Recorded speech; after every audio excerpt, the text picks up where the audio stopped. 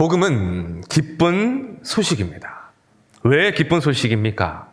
전능하신 하나님께서 우리를 사랑하시고 또한 우리를 위하여 일하신다라는 그 소식이기 때문에 우리에게 기쁜 소식인 것입니다.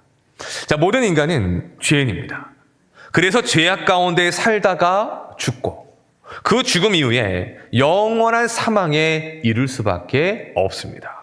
어떠한 소망도 없는 사망과 죽음에 사로잡힌 것이 바로 죄인된 인간의 비참함인 것입니다. 그런데 복음은 그러한 우리를 구원하시고 영원한 생명을 주시겠다라고 하는 소식을 전해줍니다. 하나님께서 죄인된 우리를 구원하기 위하여 예수님을 보내어 주셨고 우리를 대신하여 십자가에서 죽게 하심으로 우리가 잃어버린 영원한 생명을 얻게 하신다는 소식이 담겨 있는 것입니다. 그렇기에 복음은 모든 죄인된 인간들을 향한 기쁨의 소식이라고 말할 수 있는 것입니다. 하지만 복음이 전해질 때에 사람들의 반응은 두 가지로 나눕니다. 먼저는 그 복음을 듣고 믿는 사람들입니다.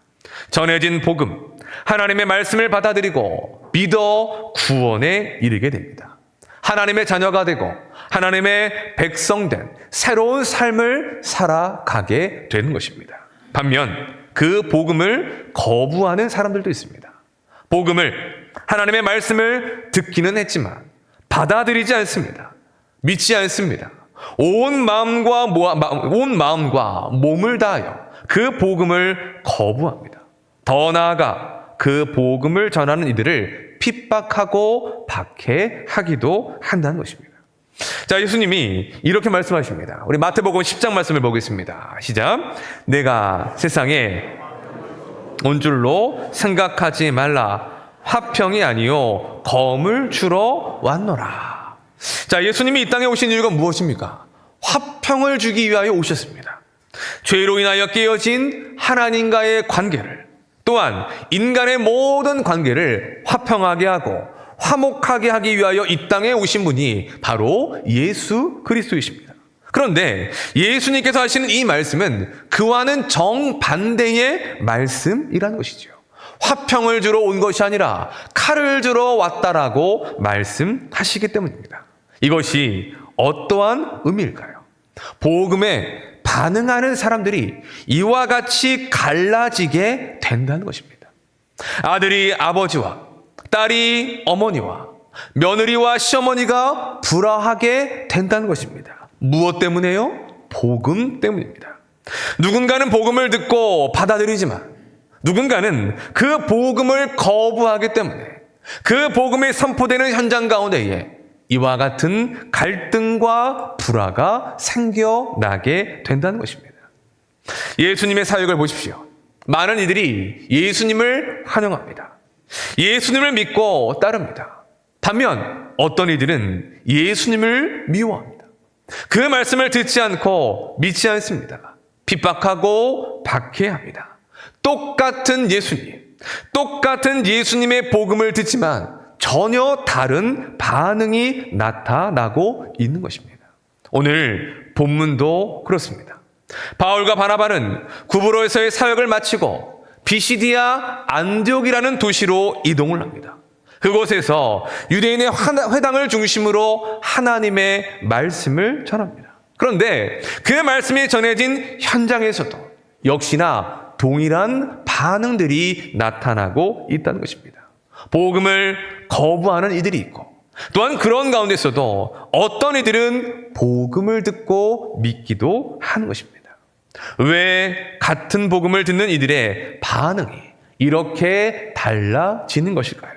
오늘의 말씀을 통해 그 이유를 생각해 보면서 우리는 하나님의 말씀에 대하여 어떻게 반응하고 있는지를 생각하고 돌아볼 수 있는 이 시간이 되었으면 좋겠습니다. 자, 바울과 바나바는 비시디아 안디옥으로 갑니다. 그리고 안식일에 회당에서 하나님의 말씀을 전합니다. 16절을 보면 바울이 기회를 얻어 회당에서 설교를 시작을 합니다. 그 설교는 41절까지 이어지는데 사도행전에 기록된 바울의 대표적인 설교입니다. 자, 이 설교는 이스라엘의 역사, 하나님의 약속을 중심으로 하는 설교의 메시지입니다. 한마디로 하면 하나님께서 구약에서 약속하신 메시아 그리스도가 오셨다.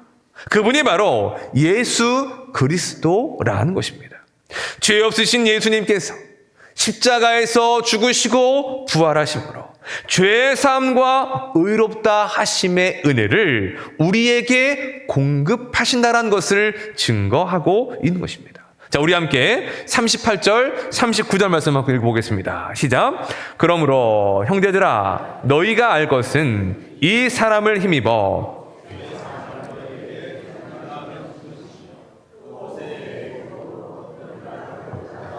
얻지 못하던 모든 일에도 이 사람을 힘입어 믿는 자마다 의롭다 하심을 얻는 이것이라. 아멘.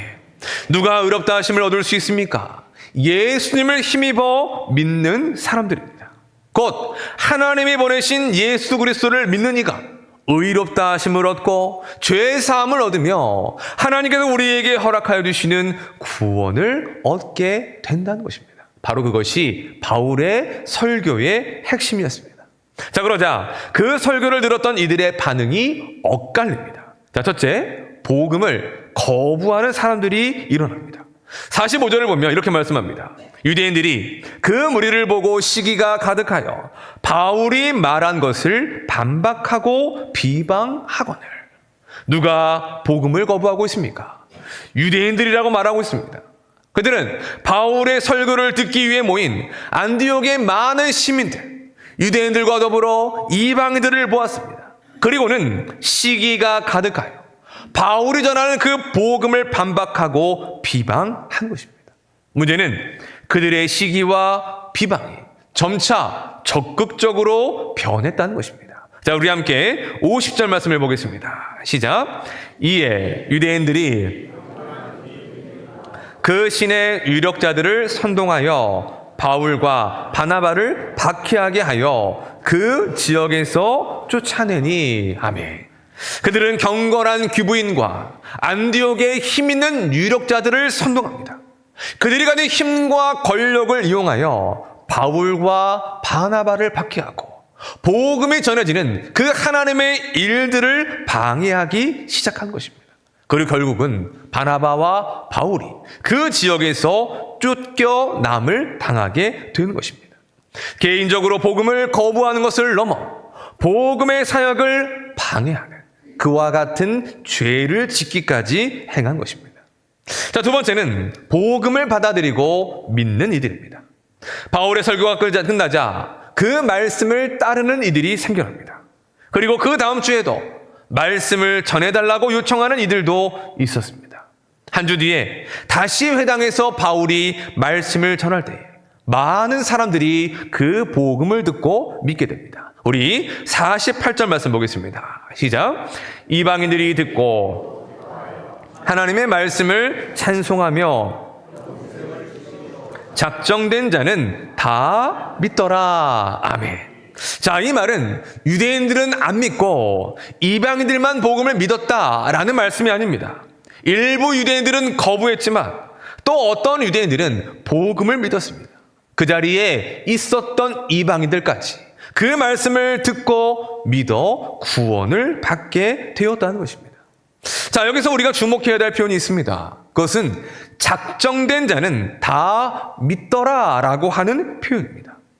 이 표현을 주목해야 되는 이유는 똑같은 복음을 듣고도 전혀 다른 반응을 하게 되는 그 이유에 대해서 우리에게 알려주기 때문입니다. 무엇 때문이냐? 바로 하나님의 작정 때문이라는 것입니다. 여러분, 하나님의 작정, 하나님의 예정에 대해서 들어보셨습니까? 이것은 신학적으로 매우 중요한 교리 중에 하나입니다. 특별히 우리 교회가 속한 대한예수교 장로회, 또한 신학적으로는 하나님의 절대 주권을 강조하는 칼빈주의와 개혁주의를 따르는 우리에게는 더더욱 그렇습니다. 간단하게 설명을 드리겠습니다. 먼저 하나님의 작정입니다. 우리 함께 한 목소리를 읽어보겠습니다. 시작. 하나님께서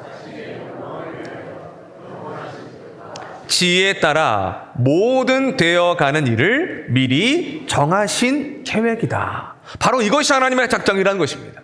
곧 우주 만물에 대한 영원하신 하나님의 뜻과 계획, 그것을 우리는 하나님의 작정이라고 부른다는 것입니다. 자, 그러면 예정은 무엇일까요? 우리 예정도 읽어보겠습니다. 시작. 하나님께서 창세전에 구원을 받을지를 주권적으로 정하신 계획이다. 작정이 온 우주 만물을 향한 하나님의 뜻과 계획이라면 예정은 무엇입니까? 구원에 대한, 누구를 구원할지에 대한 하나님의 뜻과 계획이란 것을 보여주고 있는 것입니다. 자, 에베소서 1장 4절에서 5절 말씀을 보겠습니다. 시작.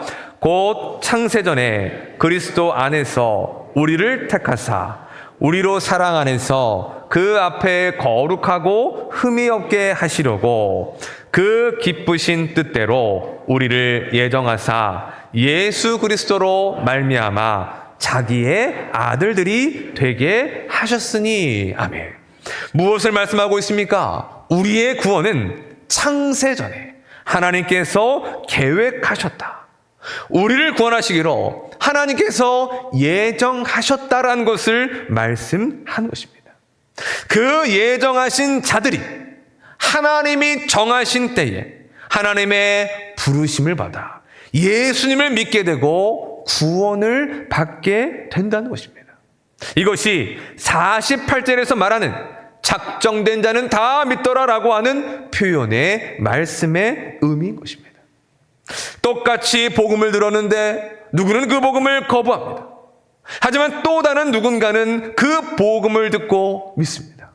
그 이유가 무엇입니까? 바로 하나님의 예정 때문이라는 것입니다. 하나님께서 구원하시기로 예정하신 자들만 그 복음을 듣고 믿음으로 구원에 이르게 된다는 것을 우리에게 말씀해 주고 있는 것입니다. 자, 이 예정론이 강조하는 것이 있습니다. 그것은 바로 하나님의 절대 주권입니다. 곧 우리의 구원이란 전적으로 하나님의 역사라는 것입니다. 우리를 택하신 분도 하나님이시고 우리에게 복음을 듣게 하신 분도 하나님이십니다. 또한 그 복음을 믿을 수 있도록 우리에게 믿음까지도 허락하신 분이 바로 하나님이시라는 것이지요. 우리 함께 에베소서 2장 8절 말씀을 보겠습니다. 시작. 너희는 그 은혜에 의하여 믿음으로 말미암아 구원을 받았으니 하나님의 선물이라. 아멘. 바울이 뭐라고 말하고 있습니까? 우리는 무엇으로 구원을 받는가? 믿음으로 말미암아 구원을 받는다는 것입니다. 그런데 그 믿음은 우리가 믿은 것이 아니라는 것이죠. 수많은 종교와 수많은 신들 가운데에 우리가 하나님을 택했고 우리가 하나님을 믿은 것이 아니라 그 믿음까지도 하나님께서 우리에게 주신 선물이라고 우리에게 말씀해 주고 있는 것입니다. 그렇게 바울은 우리의 구원을 이렇게 표현하고 있습니다. 우리의 구원은 은혜이다. 은혜에 의하여 믿음으로 말미암아 우리가 구원을 받았다라는 것입니다. 그 말은 우리의 구원이 우리가 얻어내고 우리가 믿어서 그리하여 우리가 성취한 것이 아니라 하나님께서 우리에게 거저주신 은혜이며 거저주신 선물이라는 것을 보여주고 있는 것입니다. 즉 우리 모두는 어떻게 무엇으로 구원을 받은 사람들입니까? 한마디로 하면 하나님의 은혜로 구원을 받았다는 것입니다. 사랑하는 성도 여러분, 지금 이 자리에서 하나님을 예배하는 우리 모두는 구원받은 하나님의 사람들입니다. 여러분 믿으십니까? 우리는 이 사실을 결코 잊어서는 안 됩니다. 그런데 누가 우리를 구원했습니까? 내가 믿고 내가 우리를 구원한 것이 아니라는 것입니다. 창세전에 나를 택하신 하나님, 믿음을 주신 이도 하나님이시며 구원하여 주신 분도 하나님이시라는 것을 우리는 믿고 기억해야 한다는 것입니다. 바라기는 우리의 구원도, 우리의 삶의 모든 것들도 다 주의 은혜임을 깨닫고 하나님께 감사하며 살아가는 성도들이 되시기를 예수님의 이름으로 축원합니다. 자, 그러면 이제 한 가지의 질문만 생각해 보도록 하겠습니다. 믿음으로 말미암아 하나님이 주신 그 믿음으로 인하여 구원을 받은 우리는 이 땅을 어떻게 살아야 하는 것일까요? 저는 한 가지만 강조하고 싶습니다. 그것이 무엇이냐? 바로 믿음으로 살아야 한다는 것입니다. 믿음은 단순히 구원을 얻는 열쇠 또는 구원을 얻는 수단이 아닙니다. 믿음은 구원받은 하나님의 백성들의 삶의 태도이며 이 땅을 살아가야 되는 삶의 방식인 것입니다. 자, 저를 한번 따라 보겠습니다. 성도는 믿음으로 살아야 합니다. 다시 한번, 성도는 무엇으로요? 믿음으로 살아야 합니다. 여러분 믿으십니까? 다시 한번 저를 따라 보겠습니다. 나는 믿음으로 사는 성도입니다. 나는 믿음으로 살아야 될 성도입니다. 여러분 믿으십니까? 인생을 살아가면서 우리에게는 수많은 어려움들과 문제들이 있습니다. 그 속에서 우리는 고민하며 질문하죠. 어떻게 살아갈 것인가? 내 앞에 있는 이 문제와 이 어려움들을 어떻게 해결할 것인가? 믿는 사람이건 믿지 않는 사람이건 똑같은 질문을 가지며 살아갑니다. 하지만 그 답은 다릅니다. 하나님의 백성들은 그 질문에 어떻게 답을 해야 될까요? 그 답은 하나입니다. 바로 믿음이라는 것입니다. 믿음으로 살아가고 믿음으로 해결하며 나아가야 하는 것, 바로 그것이 우리의 삶이 되어야 하는 것입니다. 우리는 무엇보다 하나님만을 믿어야 합니다. 또한 우리는 하나님의 말씀만을 믿어야 합니다. 기록되어진 66권의 말씀이 살아계신 하나님의 말씀이라는 것을 믿고 그 말씀이 우리의 삶을 이끌어 가시도록 우리의 삶을 내어 드려야 하는 것이죠. 바로 그것이 구원받은 하나님의 백성들이 살아야 될 믿음의 모습인 것입니다. 하지만 우리의 현실을 볼 때에 그렇지 못할 때가 많습니다. 믿음으로 구원을 받았다고 말하면서도 결정적인 순간에는 믿음 없는 선택을 하고 믿음 없이 살아가는 모습으로 이 땅을 살아간다는 것입니다. 마치 오늘 본문에 등장하는 복음을 거부했던 유대인들처럼 말입니다. 여러분, 유대인들은 어떠한 사람들입니까? 하나님을 부정하거나 하나님을 안 믿거나 하나님을 거부하는 사람들이 아닙니다. 오히려 무엇을 믿느냐? 하나님의 택하심을 믿는 사람들입니다. 하나님의 주신 구약 성경을 가지고 있는 사람들입니다. 하나님께서 약속하신 대로 이 땅에 메시아를 보내주기를 지금도 기다리고 있는 사람들이 바로 유대인들입니다. 하지만 그들의 문제가 무엇입니까? 하나님을 자기들 믿고 싶은 대로 믿는다는 것입니다. 하나님의 말씀도 자기들 선택적으로 믿는다는 것이 그들이 가진 가장 큰 문제인 것입니다. 그들이 정말 하나님을 믿었다면, 그들이 정말 하나님의 말씀을 믿었다면 그들은 바울과 바나바가 전하는 그 말씀을 들어야 했습니다. 그들이 전하는 복음을 통해, 그들이 선포하는 그 말씀을 통해 예수 그리스도가 하나님의 아들이심을 믿어야 했습니다. 하지만 그들은 그렇게 하지 않았습니다. 믿음으로 시작했지만 정작 하나님도, 하나님의 말씀도, 복음도 받아들이지 못하고 전적으로 믿지 못하는 불신의 삶을 살아가고 있다는 것이지요. 저는 요즘 뉴스를 볼 때마다 안타깝고 불안한 마음이 듭니다. 요즘 뉴스에 많이 나오는 사람들이 어떤 사람들입니까? 정치인과 고위공직자들입니다. 부정과 부패, 그들이 살아온 방식, 또한 여러 가지 일들로 인하여 돈을 받고 부정을 저질렀다라는 그런 뉴스들이 연일 나오고 있습니다. 그런데 제가 불안한 것은 그분들 중에 교회 다니는 분들, 예수님을 믿는 분들, 안수집사, 권사의 직분을 가진 이들도 있기 때문인 것입니다. 왜 그런 직분을 가진 이들이, 예수 믿는다고 말하는 분들이 깨끗하게 정치를 하지 못하고 그와 같은 부정과 비리에 연루되어 있을까요? 믿음으로 구원을 받았기에 믿음으로 살아야 되지만 그렇지 않았기 때문입니다. 하나님만을 전적으로 믿고 하나님의 말씀만을 믿고 살아가며 세상과 그 정치판이 이끄는 대로 살아가는 것이 아니라 말씀이 이끄는 대로 살아야 하지만 세상의 방식과 흐름과 옛사람의 모습된 방식대로 살아갔기 때문인 것입니다. 여러분, 그분들만 그렇습니까? 우리도 그렇습니다. 하나님을 믿고 의지해야 되지만 하나님보다 다른 것들을 우선할 때가 우리에게 얼마나 많이 있습니까? 하나님의 말씀을 믿고 그 말씀이 우리의 삶의 기준이 되고 그 말씀이 우리의 삶을 이끌어 가셔야 되지만 그 말씀이 아닌 내 마음대로, 또한 그 말씀조차 내 선택적으로 취하며 선택적인 순종을 할 때가 많이 있다는 것입니다. 그건 결코 바른 신앙의 모습이라고 할 수 없습니다. 내 마음대로 하는 것이 어찌 하나님 앞에 살아가야 될 믿음의 삶이라고 말할 수가 있겠습니까? 48절에서 하나님은 구원하시기로 작정하신 이들을 다 믿게 하셨습니다. 그러자 그 다음 어떤 일들이 일어나는지 아십니까? 우리 함께 49절 말씀을 읽어보겠습니다. 시작. 주의 말씀이 두루 퍼지니라. 다시 한번 보겠습니다. 시작. 주의 말씀이 그 지방에 두루 퍼지니라. 아멘. 무엇이 그 지방에 두루 퍼집니까?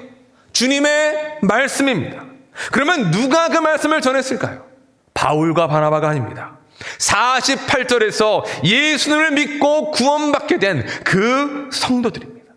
하나님께서 구원하시기로 예정하셨던, 그리하여 믿게 된 이들이 이제는 그 말씀을 믿고 그 말씀을 전하는 삶으로 나아가고 있다는 것을 보여주고 있는 것입니다. 이것이 무엇을 의미하는 것입니까?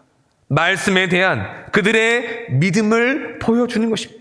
즉 그들 모두는 믿음으로 구원을 받았고 이제는 하나님을 믿고 하나님의 말씀을 전적으로 믿고 따르는 삶이 되었다는 것입니다. 이것이 구원받은, 믿음으로 구원받은 우리가 살아가야 돼. 그 이후의 믿음의 삶이라는 것을 오늘의 말씀이 우리에게 가르쳐주고 있는 것입니다. 사랑하는 성도 여러분, 오늘의 말씀을 통해 우리의 삶을 돌아보았으면 좋겠습니다. 여러분은 믿음으로 살아가고 계십니까?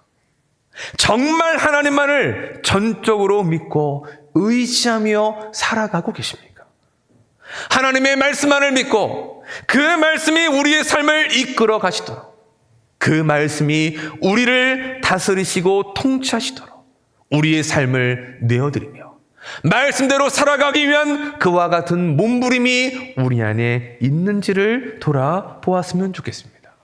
하나님은 우리를 구원하시기 위하여 창세 전에 예정하셨습니다. 그리고 때가 되어 우리에게 믿음을 주시고 구원해 주셨습니다. 그렇기에 그와 같은 은혜로 구원받은 우리의 삶은 마땅히 믿음의 삶이 되어야 하는 것입니다. 바라기는 하나님만을 바라고 의지하는 믿음이요, 하나님의 말씀을 전적으로 믿고 따를 수 있는 믿음의 성도들이 되시기를 예수님의 이름으로 축원합니다. 말씀을 정리하겠습니다. 아브라함은 믿음의 조상입니다. 하나님의 택하심, 그리고 그에게 믿음을 주시고 어떻게 그를 구원해 나아가시는지, 더 나아가 그가 살았던 믿음으로 사는 삶이 무엇인가를 아브라함의 인생을 통하여 성경은 우리에게 잘 보여주고 있다는 것입니다. 아브라함이 보여주는 믿음의 삶은 도전이었습니다. 왜냐하면 하나님은 세상과 다른 삶의 방식을 아브라함에게 요구하셨기 때문입니다. 지금껏 살아왔던 방식과는 다른 삶의 모습을 아브라함에게 명하셨기 때문입니다. 그 모든 말씀 속에서 아브라함은 늘 선택의 기로에 있었습니다. 하나님이냐, 세상이냐, 하나님의 말씀이냐, 내 마음과 내 기준이냐, 그걸 가지고 늘 고민하며 선택해야 했기에 그래서 아브라함의 삶은 도전의 삶이었습니다. 그런데 아브라함이 어떠한 선택을 합니까? 언제나 하나님을 믿고 하나님의 약속하신 말씀을 믿는 그와 같은 선택을 합니다. 물론 넘어질 때도 있었습니다. 실수하고 실패할 때도 있었습니다. 그러나 그때마다 그를 붙잡아 주시고 일으켜 주시는 하나님으로 인하여 그는 점차 자신의 모든 삶을 하나님 앞에 내어드리며 도전하는 그와 같은 삶을 살아갈 수가 있었던 것입니다. 그래서 아브라함은 믿음으로 사는 믿음의 조상이라고 일컬어지게 된 것이지요. 그와 같은 도전의 삶이 바로 우리가 살아가야 될 믿음의 삶이라는 것입니다.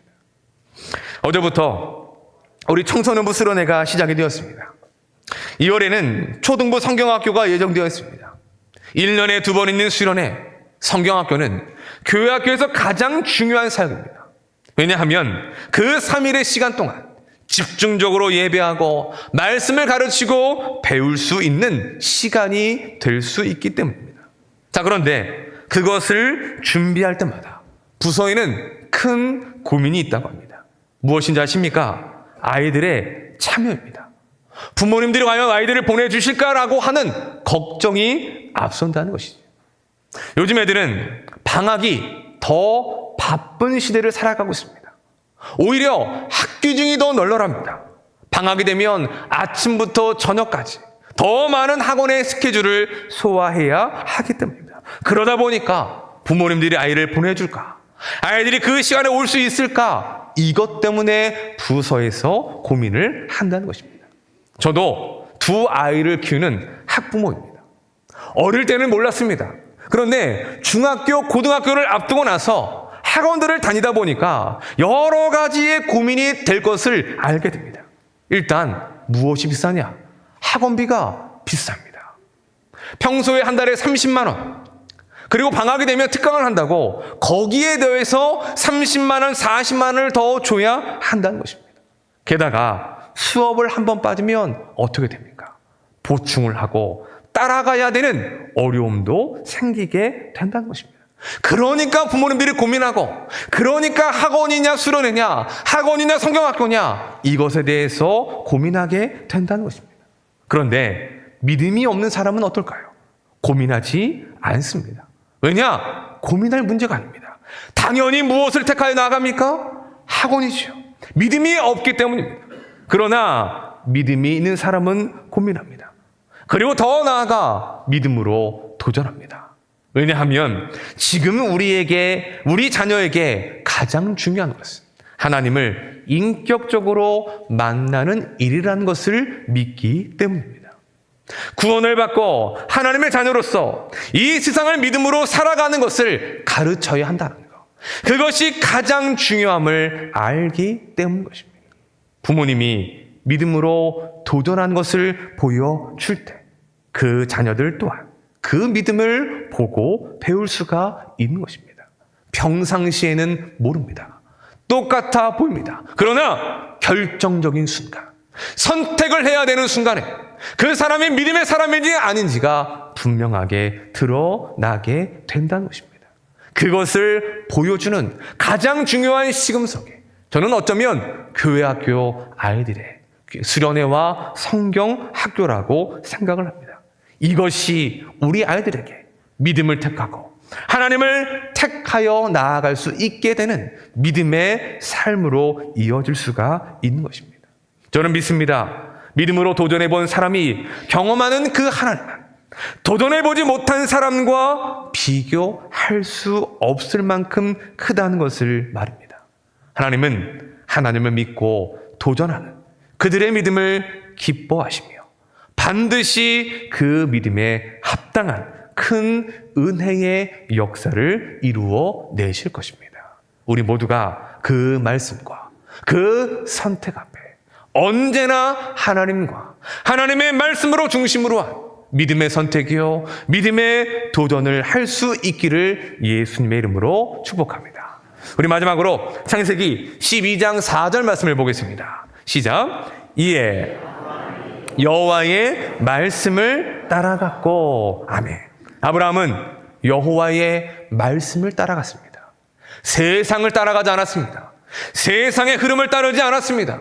나를 불러주신 하나님을 믿었고, 나에게 말씀하시는 하나님의 말씀을 믿고, 그 말씀에 자신의 삶을 내어드리며 언제나 그 말씀을 따라가는 삶을 살았던 것입니다. 바로 이것이 성경이 우리에게 말하는, 또한 아브라함이 우리에게 보여주는 우리가 살아야 될 믿음의 삶인 것입니다. 사랑하는 여러분, 우리 모두가 아브라함과 같은 믿음의 삶이 되시기를 예수님의 이름으로 축원합니다. 하나님을 믿으시기를 바랍니다. 또한 하나님의 말씀을 믿으시기를 바랍니다. 그 믿음으로 여러분의 삶을 온전히 내어드리며 그 말씀 앞에 우리의 삶을 던질 수 있는 도전하는 삶이 되시기를 바랍니다. 하나님은 우리를 믿음으로 구원하여 주셨습니다. 그 믿음을 우리에게 주셨습니다. 우리 모두가 믿음으로 구원받은 성도임을 기억하며 한 주간도 그 믿음으로 살아갈 수 있는 신실한 주의 백성들이 되시기를 예수 그리스도의 이름으로 간절히 축원합니다. 기도하겠습니다. 하나님, 감사합니다.